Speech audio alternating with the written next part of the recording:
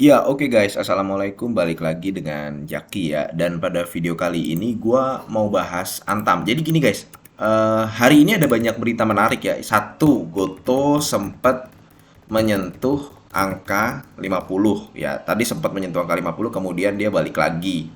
Ini sih kalau gua tahu ya sekilas aja, tapi gua belum telusuri lebih lanjut. Ada info bakal masuk FCA di grup-grup gitu loh. Kan biasanya ada grup-grup Telegram ya. Gua nggak ikut sih grup-grup gitu. Cuman ada info bakal masuk FCA sehingga mungkin ya ada panic selling.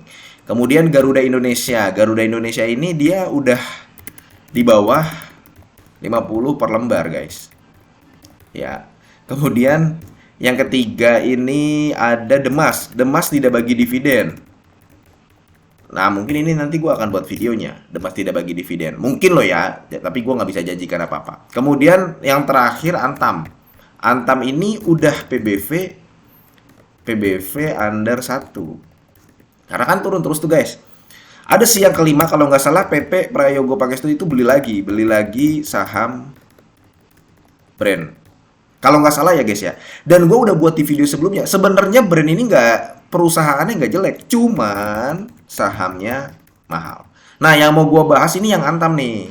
Jadi sekitar 3 hari yang lalu di video Indika Energi itu ada pertanyaan begini, Bang, tolong bahas saham Antam. Harganya turun terus, apa saatnya masuk atau masih bisa buat investasi?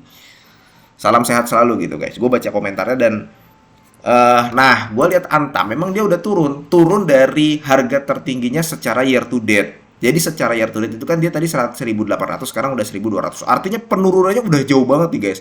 Sudah lebih dari 30%. Sudah lebih dari 30%. Nah, kan pertanyaannya apakah ini masih menarik? Jawaban dari gua, nih jawaban gua.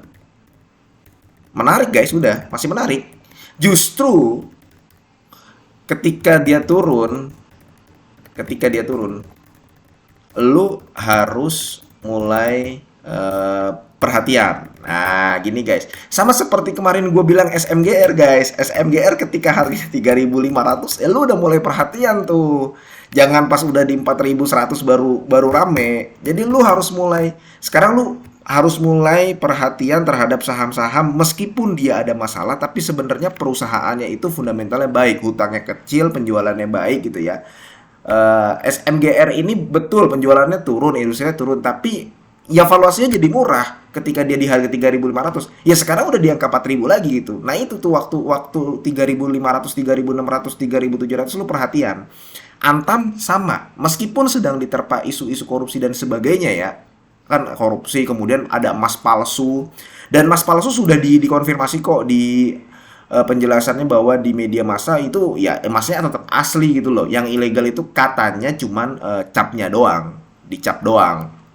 Jadi emasnya tetap asli. Dan menurut gua nggak akan mengurangi penilaian orang terhadap logam mulia si aneka tambang. Lagi pula aneka tambang nggak cuma logam mulia, nggak cuma emas guys. Nah, ini yang menarik nantinya. Kenapa gue bisa mengatakan menurut pendapat gua Antam itu menarik? Ya, nah sekarang begini, Antam itu kan pendapatannya turun, ya kan? Nih kita ke pendapatan nih. Tahun 2024 kuartal 1, Antam itu pendapatannya turun. Jadi 8,6 triliun. Nih guys, di sini guys. Tadinya 11 triliun, kemudian jadi 8,6 triliun. Nah, gue langsung ngecek. Gue langsung ngecek ke catatan nomor 28. Di catatan nomor 28 itu yang turun secara drastis adalah penjualan biji nikel dan penjualan ferronikel. Apalagi ferronikel nih yang tadinya 1,2 triliun menjadi 18 miliar doang. Kemudian kan kita harus cari tahu karena ini situasi yang tidak normal. Nah, kita ke segmen operasi. Kita coba memastikan. Kita ke segmen operasi, kita coba memastikan bahwa oh ternyata bener nih penjualan nikelnya. Kan Antam itu ada logam mulia, ada bauksit, ada nikel. Penjualan nikelnya cuma dapat 552 miliar di tahun 2024. Padahal tahun 2023 kuartal 1 dia dapat 4,1 triliun. Ada apa? Kita coba cari-cari di berita. Jadi kita jangan coba menyimpulkan dari berita tanpa mengetahui angka konfirmasi dari angka di sebuah laporan keuangan. Jangan, karena biasanya yang di berita itu tebar fir aja. Cuman terkadang ada benernya. Nah, ketika kita lihat berita, oh memang ada perjanjian yang mengakibatkan si penjualan. Nah, ini nih, penjualan bauksit nih ya di sini nih, guys. Kontribusi penjualan nikel nih. Diperolehnya izin pada Maret 2004, penjualan ferronikel direncanakan mulai terrealisasi pada triwulan 2 bulan 4. Jadi, berita ini ya mengkonfirmasi angka-angka yang ada di laporan keuangan. Berarti bener dong, ya. Artinya kalau misalkan nanti sudah nggak ada masalah, penjualannya akan normal. Kalau penjualannya akan normal, artinya EPS di kuartal 2 dan seterusnya besar kemungkinan, gue bukan mengatakan kemungkinan ya, tapi besar kemungkinan tidak akan sama seperti kuartal 1 tahun 2024. Itu kondisi yang perlu lu ketahui yang pertama. Ya, kondisi penjualan nikel. Biji nikel, dan ferronikel. Nah, yang kedua guys, ya, yang kedua. Antam ini seperti harum. Seperti harum. Kemarin kan gue bahas harum tuh ya. Bedanya, gini, Antam seperti harum karena sedang ekspansi ke industri nikel. Nih, ekspansinya besar-besaran. Bedanya dengan harum swasta, tapi kalau Antam BUMN. Dan bedanya dengan harum juga, harum itu dia hutang. Dia nggak ragu untuk hutang. Sampai dia, kalau gue sempat diskusi dengan teman-teman di YouTube juga kan, ya bisa dikatakan harum itu bertransformasi gitu, bukan diversifikasi. Dia udah hampir bisa dibilang banding setir ke nikel gitu loh.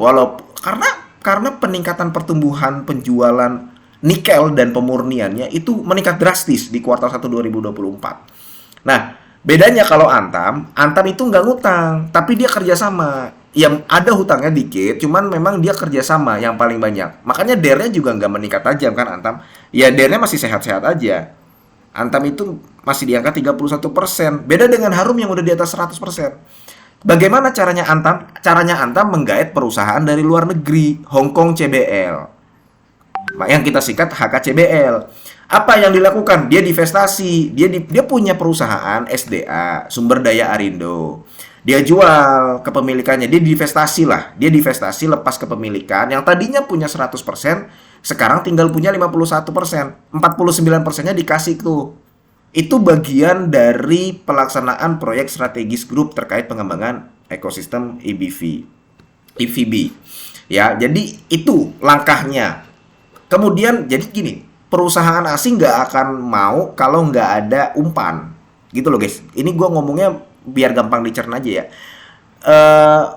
Masa nanti gue beli biji nikel dari tambang lu kepemilikannya 100%. Ya udah bagilah, kira-kira begitu. Kira-kira kasarannya begitu. Bagilah gue 49% lah, nggak apa-apa gitu. Lu tetap menguasai dari sumber daya Arindo.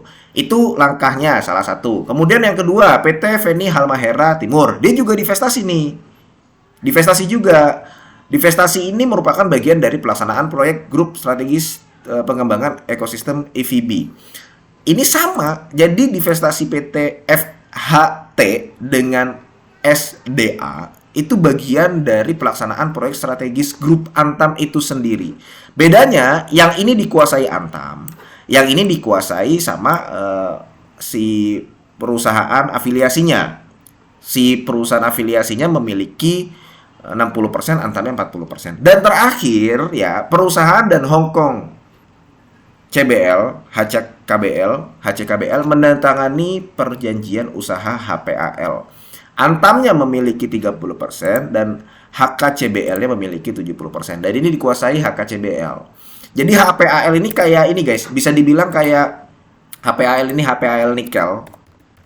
Kayak yang punya NCKL guys. Gitu guys. Jadi memang lagi ini smelter HPAL itu lagi di apa ya, tahun-tahun ke depan itu mungkin akan masif gitu ya. Banyak perusahaan-perusahaan yang akan berlomba-lomba untuk membuat itu karena nilai jualnya nanti tinggi. Nah itu guys, itu yang gue katakan ekspansi ke industri nikel nih, poin kedua ini. Maka kalau pertanyaannya, Bang apakah masih cocok untuk investasi? Justru saat ini adalah lu menaruh perhatian terhadap Antam ketika harga sahamnya lagi turun dan PBV-nya sudah di angka 0,9. Itu guys, apakah masih bisa turun? Bisa, cuman kan kita udah tahu nih bahwa Antam melakukan ini gitu loh. Jadi kita nggak perlu bertanya-tanya, wah Antam jangan-jangan jelek, jangan-jangan gara-gara kasus korupsi nanti bisa turun ke angka 500, 400. Ya kecil kemungkinan kayak begitu guys, kalau dilihat dari yang Antam lakukan di tahun 2024 ini. Seperti itu. Ya karena dia juga bagi dividen gede kan. Kenapa bagi dividen gede? Kemarin kan bagi dividen gede. Ini kan turun ketika harga Antam lagi turun. Turun itu ketika si Antam sudah membagikan dividen ya. Ya memang dia lagi banyak duit guys. Si Antam itu kenapa kemarin membagikan dividen payout ratio 100%, semua labanya dibagikan? Ya karena memang si Antam ini lagi banyak duit, salah satu faktornya. Nih, kita lihat di arus kas aja. Di arus kas, ya, dilihat nih, di aktivitas operasi, dia ada, dia minus. Minus sebenarnya nggak terlalu masalah. Cuman, arus kas dari aktivitas investasi. Ada penerimaan kas sebesar 5 triliun nih. Ya, yang tadinya segini cuma 370 miliar dan ini kecil ya. Ya biasanya segini gitu loh. Ternyata jadi 5 triliun di kuartal 1 2024. Dia dapat duit nih guys nih dari arus kas nih guys. Di bagian arus kas dari investasi. Nah, itu bisa jadi adalah satu faktor kenapa si Antam membagikan dividen payout rasio yang besar 100%. 100% ya kemarin ya. Ya kan 128 per lembar kan. Gitu guys. Ya, di tahun selanjutnya belum tentu dia akan membagikan seperti itu. Belum tentu. Jadi itu yang menarik dari Antam guys ya. Kondisi penjualan biji nikel dan ferronikel yang harusnya membaik. Ini gue tulis di kuartal 2 2024. Dan ekspansi ke industri nikel.